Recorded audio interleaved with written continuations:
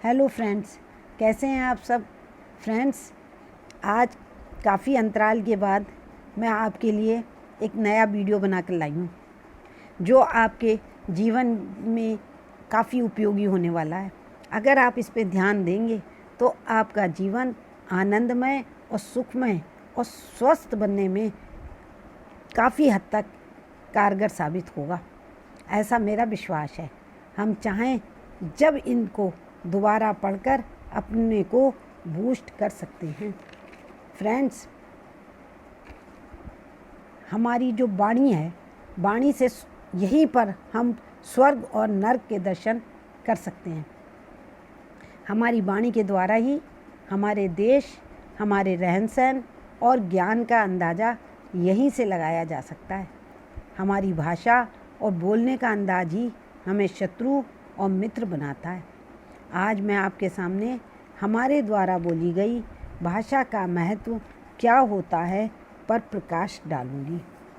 Friends, हमारी वाणी में यदि कटुता होगी तो वो बाण के समान लगेगी, लेकिन यदि वही बात हम प्रेम और शांति से कहते हैं तो वो व्यक्ति के जीवन पर कभी ना मिटने वाला प्रभाव डालने की क्षमता रखती है।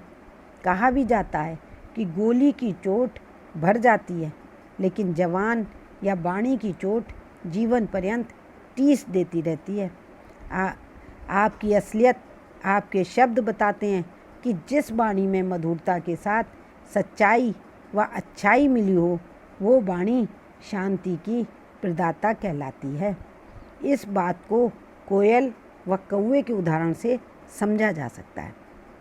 कोयल किसी को संपत्ति नहीं देती वह कौवा किसी की संपत्ति नहीं ले लेता, फिर भी लोग कोयल की प्रशंसा करते हैं और उससे प्रेम भाव रखते हैं, जबकि कौवे की निंदा की जाती है और उसे हे दृष्टि से देखा जाता है। एक बात और है ध्यान देने की कि कोयल हमारे जीवन में कहीं भी उपयोगी नहीं है। वो देखने में भी कोई खूबसूरत नहीं है, वो रंग में कौवे से गोरी भी नहीं है, लेकिन उसकी एक आवाज़ वाणी ही है जो मन मोह लेती है। जबकि कौवा प्राचीन समय से प्रसिद्ध है कि कौवा घर की मुढेर पर बोलता हो तो लोग अतिथि के आने का संकेत मानते हैं। इतना ही नहीं, आस्तिक हिंदू श्राद्ध पक्ष में ढूंढ कर कौवे को ग्रास देते हैं और प्रसन्न होते हैं। इतना उपयोगी होने पर भी कौवे की कर्कश वाणी के कारण निंदा का पात्र बनता है।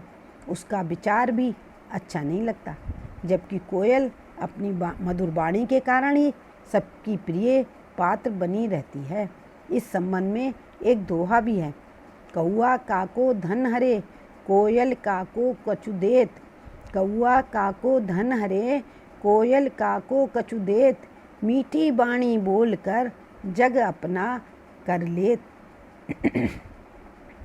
तुलसी मीठे बचन से सुख उपजत चहुँ ओर, वशीकरण एक मंत्र है तजदे बचन कठोर। कहने का तात्पर्य मात्र इतना ही है कि हम अपनी वाणी का सदुपयोग करें, दुरुपयोग कदापि ना करें। मित्र बनाएं, शत्रु ना बनाएं। गीता में भगवान श्री कृष्ण ने कहा भी है कि दूसरों के चित्त को सुख देने वाली वाणी का प्रयोग करना चाहिए, जो सत्य है, प्रिय हो और हितकारी हो। सच्चाई तो यह है कि हम सब जानते हुए भी अपने स्वभाव के कारण अपनी वाणी को अपने कंट्रोल में नहीं रख पाते हैं और लोगों की निंदा व प्रशंसा करने लगते हैं, जिसका राइट हमें प्रकृति की ओर से नहीं दिया गया है। हमारा कर्तव्य है कि हम सत्य बोलें, साथ ही कम बोलें और ध्यान रखें कि हम ऐसा बोलें और करें जिसमें सबका हित भरा हो। व्यर्थ ना बोलें, क्योंकि ये प्राकृतिक रूप से सत्य है कि अनावश्यक रूप से बोलने वाला, कर्कश व मिथ्या बोलने वाला किसी को अच्छा नहीं लगता, परंतु कम बोलने वाला, सत्य बोलने वाला और नैतिकता युक्त बोलने वाला व्यक्ति सबको प्रिय लगता है। द्रौपदी द्वारा बोला गया अभिमान युक्त एक वाक्य इतने बड़े महाभारत का कारण बना, किसी से छिपी हुई बात नहीं है। फ्रेंड्स, आपने अपने शरीर के विषय में कभी गंभीरता से सोचा है? जरा सोचिए कि आँखें भगवान ने हमें 2 दी हैं, कान भी 2 हैं, नाक के छिद्र 2 हैं, हाथ 2 हैं, पैर भी 2 दिए गए हैं, परंतु जिह्वा मात्र 1 है। इसका मतलब साफ है कि हम जितना देखें, सुने, सूंघें, करें, चलें, उसका आधा ही बोलें। इसके अतिरिक्त आप ध्यान दें कि आँखें भले ही 2 हों, परंतु उनका एक ही काम होता है, केवल देखना। इसी प्रकार कान का काम केवल सुनना, नाक का काम केवल सूंघना, पैरों का काम केवल चलना, परंतु जिह्वा केवल 1 है जिससे 2 काम लिए जाते हैं। पहला बोलना, दूसरा रस का ज्ञान कराना। पूरे शरीर में केवल एक जिह्वा ही है जो कर्मेंद्रिय भी है और ज्ञानेंद्रिय भी है। कोई कारण तो होगा जो विधाता ने इतनी छोटी सी चीज़ को इतना व्यस्त रखना उचित समझा कि अपना ही चाहने वाला व्यक्ति जितना देखे या सुने उससे 1/4 ही बोले। एक काम के लिए 2 आँखें, 2 कान आदि हैं, जबकि जीव एक ही है और उससे भी 2 काम लेने होते हैं, अर्थात 25-25% ही बोलें और कम बोलें। आप जानते हैं कि साधारण बोलचाल में जिह्वा को जवान भी कहते हैं, क्योंकि ये कभी बूढ़ी नहीं होती।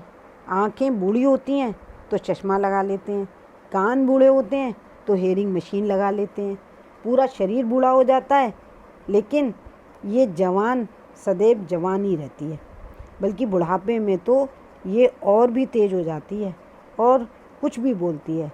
लेकिन ये भी स्पष्ट है कि जिसने अपनी इस जिह्वा पर, वाणी पर कंट्रोल कर लिया, उसके लिए यही स्वर्ग है और यही नरक है। जीवन मुक्ति ज्ञानी कम बोलते हैं और कम खाते हैं।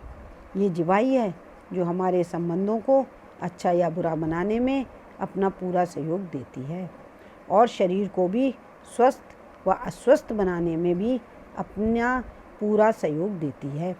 भोजन की मात्रा घटाते या कम करते ही हमारा शरीर स्वस्थ हो जाता है और भगवान की ओर की शक्ति की ओर उसका ध्यान लगता है।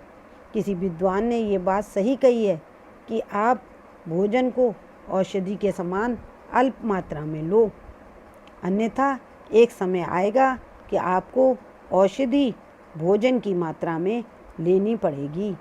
आज के लिए इतना ही। Thank you.